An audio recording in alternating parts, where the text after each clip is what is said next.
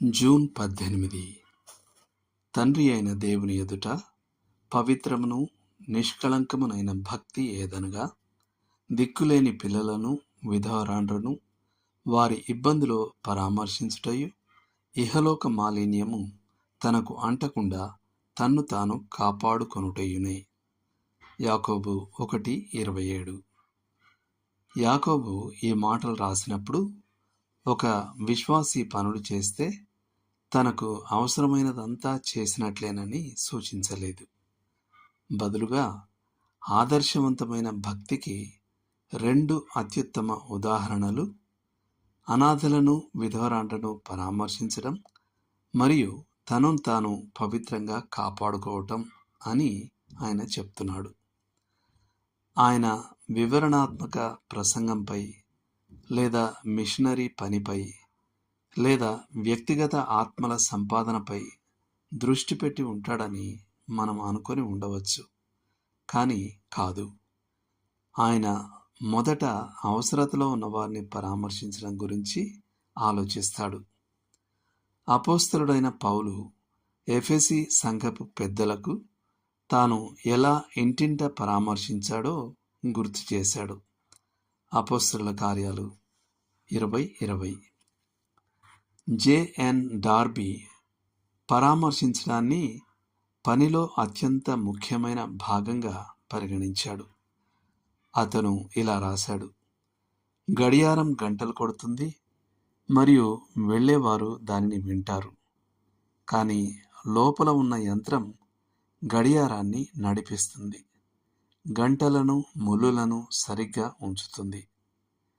పరామర్శించడమే మీ ప్రధాన పనిగా ఉండాలి. ప్రత్యేకంగా వ్యక్తిగత పని లేకపోతే బహిరంగ సాక్ష్యానికి నేను చాలా భయపడతాను. ఒంటరిగా జీవిస్తున్న ఒక వృద్ధురాలు పొరుగువారి మరియు స్నేహితుల సహాయంపై ఆధారపడే స్థాయికి చేరుకుంది. ఆమె తనకు సమయం ఉన్నప్పుడంతా రోజంతా జరిగిన ప్రతిదాని గురించి, ముఖ్యంగా బయటి ప్రపంచంతో పరిచయాల గురించి ఒక డైరీని రాసేది. ఒకరోజు పొరుగువారు ఆమె ఇంట్లో నుండి బయటకు రాకపోవడం చూసి పోలీస్ వారికి సమాచారం ఇవ్వగా పోలీసులు ఇంటిలోకి వెళ్ళి చూశారు.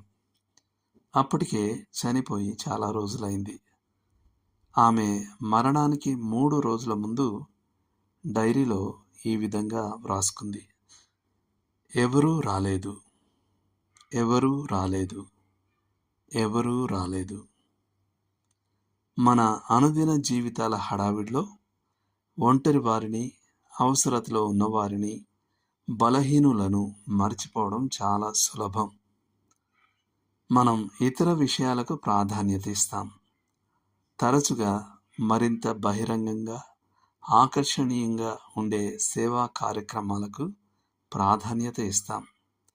కానీ మన భక్తి పవిత్రంగా, నిష్కళంకంగా ఉండాలని మనం కోరుకుంటే మనం అనాథలను, విధవరాండ్రను, వృద్ధులను మరియు ఇళ్లకే పరిమితమైన వారిని నిర్లక్ష్యం చేయం. సహాయం అవసరమైన వారి పట్ల ప్రభువుకు ఒక ప్రత్యేక దృష్టి ఉంది మరియు అవసరాన్ని తీర్చడానికి ముందుకు వచ్చేవారికి ఒక ప్రత్యేక బహుమానం ఉంది. దేవుడు మిమ్మును దీవించును గాక.